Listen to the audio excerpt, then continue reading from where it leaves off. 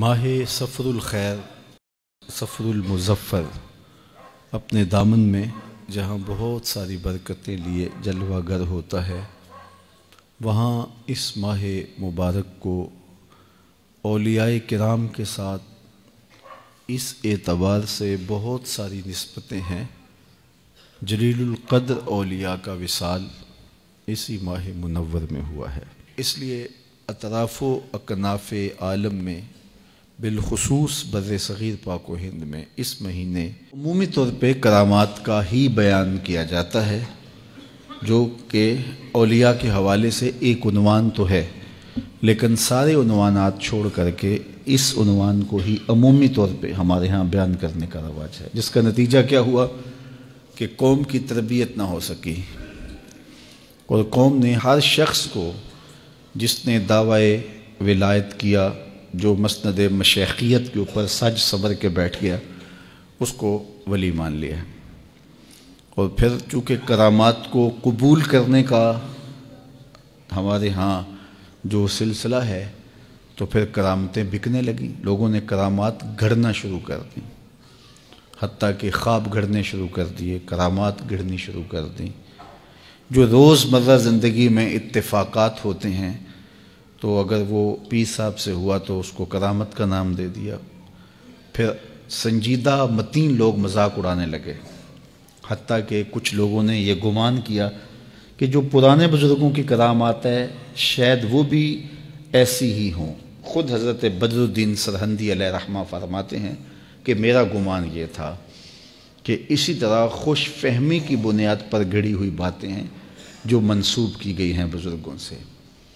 کہتے ہیں وہ تو میری خوش بختی کہ مجھے شیخ احمد مجدد الفسانی کی صحبت نصیب ہو گئی، تو میرا یہ گمان ختم ہوا، اور اگر ایسا نہ ہوتا تو میں اسی گمان پہ تھا۔ تو اس دور کے اندر سنجیدہ متین پڑھا لکھا طبقہ وہ بعض کا یہ چھوٹے چھوٹے جو ہیں وہ مزاج کے لوگوں سے اس طرح کے اتفاقات کو کرامتیں قرار دینے کی وجہ سے بعض کا دور ہو جاتے ہیں کہ شاید ایسا ہی ہے۔ تو ایسا نہیں ہے، جو ہمارے بزرگ تھے، اسلاف تھے، ان کی کرامات صادر ہوتی رہی ہیں ماضی میں، اور اب بھی ہوتی ہیں، لیکن یہ زندگی میں کبھی کبھی ہوتا ہے، بہت تھوڑے واقعات ہوتے ہیں زندگی میں۔ کسی کی زندگی میں ایک دو کرامات کا ظہور ہوا ہے، بعض لوگوں کی زندگی کے اندر ایک کرامت بھی بظاہر نظر نہیں آئی، استقامت ہی ان کی کرامت تھی۔ سب سے بڑے ولی تو صحابہ تھے، تو آپ ان کی زندگیاں دیکھ لیں، آپ کو اس باب میں بہت کم چیزیں ملیں گی۔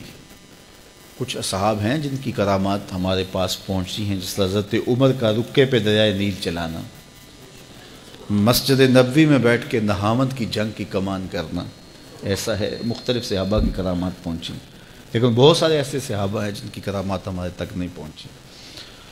تو اصل چیز استقامت علی الدین ہے، دین پر مستقیم ہونا، دین پر ثابت رہنا۔ تو کرامت کبھی صادر ہوتی ہے، کبھی نہیں بھی ہوتی۔ دوسرا، کرامت کو علامت نہیں بنایا گیا، اور نہ ہی شرط ہے یہ ولایت کی۔ اور یہ بات بھی ذہن میں رکھیں کہ ہمارے بزرگ تو چھپایا کرتے تھے ماضی میں۔ بزرگوں کا ایک تصوف میں معروف قول ہے کہ الکرامات حیض الرجال، جس طرح ایام مخصوصہ میں عورت چھپاتی ہے اپنے اس عمل کو، تو جو بزرگ ہیں، مرد حضرات ہیں، رجال تصوف ہیں، وہ بھی کرامات کو چھپاتے ہیں۔ ان کی آرزو نہیں ہوتی کہ کوئی کرامت ہو۔ اگر کاروبار ہوگا تو بندہ چاہے گا چلو کوئی نہ کوئی ہو جائے تو میرا کام چمک جائے، خود گھڑ بھی لیتے ہیں، لیکن اگر کوئی مقصد ہو کسی کا تو وہ اس قبیل کے لوگ نہیں ہوتے ہیں۔ الکرامات حیض الرجال، تو وہ چھپانے والی چیزیں ہوتی ہیں، بیان کرنے والی چیزیں نہیں ہوتی۔ اور دوسرا یہ بات ذہن میں رکھیں کہ نبی پر واجب ہے کہ اپنی نبوت کا اعلان کرے، لیکن ولی کے لیے اظہار نہیں ہے، اس کے لیے استتار ہے، وہ چھپائے، وہ اعلان نہیں کرے گا کہ میں ولی ہوتا ہوں مجھے مان لو، ایسا نہیں ہوگا۔